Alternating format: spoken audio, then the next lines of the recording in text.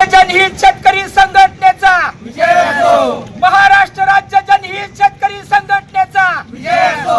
अरे कोण म्हणताय देत नाही, घेतल्याशिवाय राहत नाही, अरे कोण म्हणताय देत नाही, घेतल्याशिवाय राहत नाही. चक्रा या साखर कारखान्याने ऊसाचा थकीत बिल 15% व्याज असेल, दिलंच पाहिजे, चक्रा या कारखान्याने ऊसाचा थकीत बिल 15% व्याज असेल. दिलंच पाहिजे. महाराष्ट्र राज्य जनहित शेतकरी संघटनेचा विजय असो.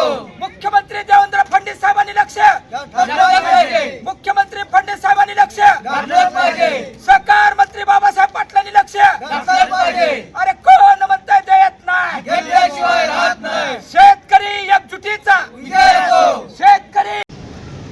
गेल्या अनेक वर्षापासून शेतकऱ्यांसाठी आपल्या जीवाची बाजी लावणारे जनहित शेतकरी संघटनेच्या माध्यमातून आझाद मैदानावर ऐतिहासिक आंदोलन करून शेतकऱ्यांच्या प्रश्नांसाठी अहोरात्र झटणारे जनहित शेतकरी संघटनेचे संस्थापक अध्यक्ष प्रभाकर भैया देशमुख हे सातत्याने आंदोलनाच्या भूमिकेत असतात. आज चक्रा या साखर कारखान्याच्या विरोधात शेतकऱ्यांना FRPची रक्कम न देता फसवणूक केल्याबद्दल शेतकऱ्यांसाठी या मोहोळ तहसीलसमोर आंदोलनाला प्रभाकर भैया देशमुख बसलेले आहेत.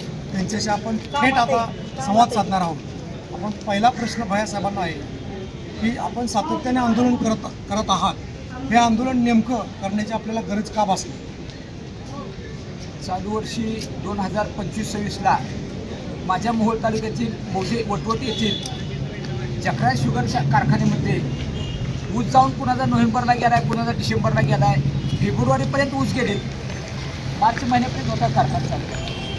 तर त्या ऊसाचं बिल ऊस नियंत्रण कायदा असा सांगतो की ऊस गेल्यानंतर 14 ते 15 दिवसाच्या आत पैसे खात्यावर एक रकमी जमा पाहिजेत. 30 टन जाऊ द्या गरीब शेतकऱ्याचा, माझ्यानंतर 2000 टन जाऊ द्या. हा कायदा सगळ्याला बंधनकारक आहे. अन्यथा 15 दिवसात ऊसाचं बिल जमा नाही केलं आणि 1 महिन्याने केलं तरी 15% व्याज देणं बंधनकारक आहे. ह्या कारखानदारांना 15% व्याज देण्याचं कधी आयुष्यात लक्षात आलेलं नाही. सगळं कळतंय, परंतु शेतकऱ्याला अन्याय करायचा आणि तुमच्या मल्टीस्टेटमधनं, तुमच्या कोऑपरेटिव्ह बँकेमधनं माझ्या शेतकऱ्याने 1.5 लाख कर्ज काढलं आणि त्याचा ऊस 1,60,000चं ऊसाचं बिल आहे. तर तो पाया पडून माझा शेतकरी म्हणतोय वरचं 60,000 द्या, 1 लाख कट करा माझ्या कर्जातनं आणि पुढच्या वर्षी पुन्हा राहिलेलं व्याजासहित कट करा. चेअरमन एमडी ऐकत नाही, चालत नाही अजिबात. पूर्ण 1.5 लाख कट करा रे, ह्याचं कर्ज 10,000 दे तेवढं. अरे त्या तुमच्या व्याजाची किंमत आहे, त्यावेळेस तुम्हाला त्या व्याजात नोटा दिसते. त्या माझ्या शेतकऱ्याचं 15% व्याज द्यायला अन्याय करता काय? गेल्या कित्येक वर्षापासून तुम्ही कोट्यवधी रुपये तुम्ही शेतकऱ्याचं 15% व्याज बुडवलेलं आहे. आणि हा जाब विचारण्यासाठी महाराष्ट्र राज्य जनहित शेतकरी संघटनेच्या वतीनं माझ्या कष्टकरी शेतकऱ्याचा घामाचा दाम मागण्यासाठी मोहोळ तहसील कार्यालयासमोर असल्या रखरखत्या उन्हामध्ये माझ्या शेतकऱ्यांना, जनहित शेतकरी संघटनेच्या कार्यकर्त्यांना बरोबर घेऊन हे आंदोलन आज सोमवार दुसरा दिवस आहे. शुक्रवारी पहिलं आंदोलन केलं शासकीय वेळेमध्ये. या बाबतीत माननीय तहसीलदार साहेबांनी अतिशय जबाबदारीने चक्रा कारखान्याला हे आंदोलन चालू आहे म्हणून कळवलेलं आहे.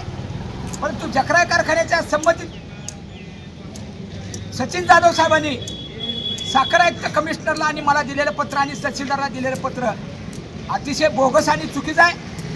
अहो, तुम्ही इतके वर्ष कारखाना चालवताय, तुम्हाला अनुभव असताना तुम्ही आंदोलनकर्त्याचा अवमान करून चुकीचे उत्तर देण्याचा प्रयत्न करत असाल तर सोलापूर जिल्ह्यात दिसेल त्या रस्त्यातल्या गाडीतनं उतरून तुम्हाला जाब विचारल्याशिवाय आम्ही गप बसणार नाही. ती वेळ तुम्ही जाधव साहेब आमच्यावर येऊ देऊ नका. शेतकऱ्याच्या हक्काचे पैसे मागतोय, तुमच्या बँकेतल्या कर्जाला व्याज चालतंय, चक्री व्याजात कट करता, जमिनीचा लिलाव काढता, त्या माझ्या शेतकऱ्याच्या जमिनीवर टाच आणता आणि इकडे 5-5 महिने 200, 300 कोटी, 100 कोटी रुपये वापरता बँकेत तुमच्या. एक तर तुमच्या खात्यावर पैसे जमे करता, ती वापरता. तुमच्याच बँका शेतकऱ्याचं माझ्या ऊसाचं बिल त्याच्यात असलेल्या खात्यावर जमा करत नाव तुम्ही, तुमच्या मल्टी स्टेटमध्ये जमा करायचं, ती ट्रान्सफर करायला पुन्हा GST आली, बाकीचा खर्च त्या माझ्या शेतकऱ्याच्या बोकांडी. अहो सचिन साहेब, कुठल्या कायद्यात बसतो?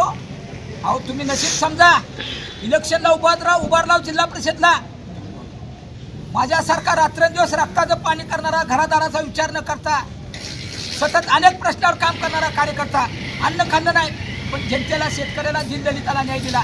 फक्त शेतकऱ्यासाठी काम करत नाही, सर्वसामान्य नागरिकांची कामं करतो, माता भगिनीला न्याय देतो, अतिवृष्टीने पैसे मिळवून दिले बुडलेले. एवढं काम करून सुद्धा मी पडलो. तुम्ही नशीब समजा. 1,500 एक दमडा रुपये न देता माझा शेतकरी इतका हुशार आहे. ज्या बेजबाबदार राजकारणात काही काडी मात्र कधी आयुष्यात निवेदन दिलं नाही अशा लोकांना गुलाल टाकून निवडून देता तुम्ही. पण ह्या रे पट्ट्या बहादर शेतकऱ्यांनो, कसा देश वाचायचा, कसा महाराष्ट्र वाचायचा आणि कसा विकास दिसायचा. अरे भविष्यात विकास नावाची माणसं गाठ पडतील पण तुम्हाला विकास दिसणार नाही. अशी चुकीची माणसं जर तुम्ही त्या गादीवर निवडून दिले, पाठवले, मला बोलायची वेळ येते. कारण कारखानदाराने ज्या 1 रुपया बिल दिलेला नाही त्याच्या आधी मतं टाकून सचिन जाधव साहेब तुम्हाला निवडून दिले. तुम्ही नशिबान आहात की माझ्या शेतकऱ्याचे उपकार आहेत तुमच्यावर. याची जाणीव ठेवा. न मागता 15% व्याजासहित पैसे द्यायला पाहिजे. तुम्ही 1,500 जमा करताय आणि 2437 रुपये FRP दिली म्हणून तुम्ही कमिशनरची फसवणूक करताय. तुम्ही आमचे दुश्मन नाहीत, संबंध चांगले आहेत. आम्ही हक्कानं कष्टानं घामाचं बिल मागतो माझ्या शेतकऱ्याचा. निवडणुकीमध्ये तुम्हाला विरोध म्हणून हे आंदोलन नाही. आणि सगळ्या कारखानदाराला माहिती आहे हा सत्यासाठी वाट बघून लढतो. भीमाचा डायरेक्टर असताना आंदोलन केलेला कार्यकर्ता आहे. बस्ती म्हणून सांगत नाही. अरे तुम्हाला कुठली सवय लागली? कायदा एकरकमी पैसे जमा आहे, 15 दिवसात बी नाही, 5 महिन्याने बी नाही. काय कारखान्यावरती काटा हाणले जाते, रिकव्हरी कमी दाखवता, ऊसाची बिलं वेळेवर देत नाही. अरे चाललंय काय? ज्या शेतकऱ्याच्या जीवावर मतदान करून तुम्ही जिल्हा परिषदमध्ये गेला हो. अरे भविष्यात आमदार व्हा, आम्हाला अभिमान आहे. हेलिकॉप्टरनं फिरा पण शेतकऱ्याची बिलं अदा करा. माझा शेतकरी तुमचं पाय धुवून पाणी पिल. ही वेळ आली आणि शेतकऱ्यांनी सुद्धा अभ्यास केला पाहिजे. अरे त्याचं कर्तृत्व, त्याचं नेतृत्व, त्याचं काम बघा. डोळे झाकून मतदान करताय आणि माझ्यासारख्या माणसाला पाडलं तरी अजून बी 1-2 महिन्यात इलेक्शन संपल्यावर रखरखत्या उन्हात अजून मी तुमच्या शेतकऱ्यासाठी लढतोय. मी उपकार करत नाही. अरे पण कुणी तर आंदोलन केलं असतं तर मी बी माझ्या घरात एसीमध्ये निवांत झोपलो असतो, बंगल्यात, रुबाबमध्ये. पण कोणच न्याय द्यायला तयार नाही. या 10-15 गावच्या शेतकऱ्याचे फोन आले. हराळवाडीचे मेजर अभिमान गायकवाड, पिंटू पवार. मग निर्णय घेतला मी. शेतकऱ्यांना सवय लागली घरी बसून निवांत खात्यावर पैसे जमा होतं का बसायचं, पेपरला वाचायचं, यूट्यूबला बघायचं. अरे कसा न्याय मिळणार? कारखानदार म्हणतोय मग तुम्ही मागत नाही तर मी देतच नाही. हा अन्याय सहन करू नका शेतकऱ्यांनो, जाहीरपणे सांगतोय मी. जाधव साहेब तुम्ही अजून बी संधी सोडू नका. येत्या 4 ते 8 दिवसात असं लेखी आश्वासन द्या आम्हाला. खात्यावर पैसे थकीत बिल जमा करतो. तुम्ही आमचे दुश्मन नाहीत. 1 तासात आंदोलन संपवतो तसं पत्र द्या आम्हाला. आताच साखर संचालक आष्टेकर साहेबांचं बोलणं झालंय. त्यांनी आता लेखापरीक्षक नेमलेला आहे. दादा तुम्ही पत्रकार बंधूंनी युट्यूबनी दखल घेतल्यामुळं कमिशनरला जाग आली, सरकारला जाग आली. त्यांनी आता लेखापरीक्षक नेमलाय, क्लास 2 अधिकार. त्याच्याकडनं चौकशी लावलेली आहे की 2436 रुपये FRP जमा केलेली नाही. 1,500 फक्त जमा दिलेल्या पावत्या आहेत माझ्याकडं. असं खोटं बोलू नका. कारखानदारी तुम्हाला मरेपर्यंत चालवायची आहे. तुम्ही कारखाना उभा केला आहे, त्या भागाला चांगलं शेतकऱ्याला मंदिर उभा करून न्याय देताय तुम्ही. त्याच्या पैशावर डोळा ठेवू नका. अनेक उपक्रम करा, अनेक उपपदार्थ कंपन्या उभा करा. आम्हाला अभिमान आहे सचिन साहेब तुमचा. परंतु लवकरात लवकर खात्यावर पैसे जमा करा. जनहित शेतकरी संघटनेचा संघर्ष म्हणजे वाघाच्या जबड्यात हात घालण्याचा प्रयत्न करू नका. रस्त्यावर जीव फेकून दिलेला आहे या घाम घालणाऱ्या कष्टकरी शेतकऱ्याला न्याय मिळण्यासाठी. त्याच्या घामाचा दाम मागतोय. अरे बाबा शेतकऱ्यांना तुमची इच्छा असल्याशिवाय आंदोलन केले का? तुमची मागणी आहे ना? पैसे मिळाले पाहिजेत, पैसे दिले नाहीत. मी विचारलं 2436 रुपये पत्र देत आहे, पैसे जमा नाहीत. कुठलं धाडस करता असं खोटं पत्र देऊन आम्हाला फसवणूक करायचं? चौकशी लागल्यावर जड जाईल तुम्हाला. या शेतकऱ्यांचे उपकार आहेत, तुम्हाला मतदान करून निवडून दिले.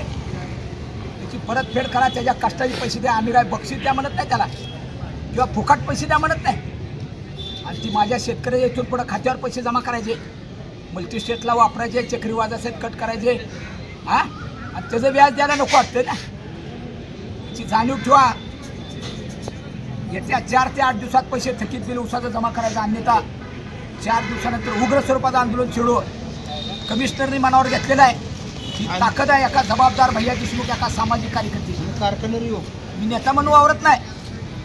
साखर सम्राट जनहित शेतकरी संघटनेचा, जनहित शेतकरी संघटनेचा भैया साहब तुम आगे बढ़ो, हम तुम्हारे साथ हैं, भैया साहब तुम आगे बढ़ो. हम तुम्हारे साथ हैं. शेतकरी एकजुटीचा,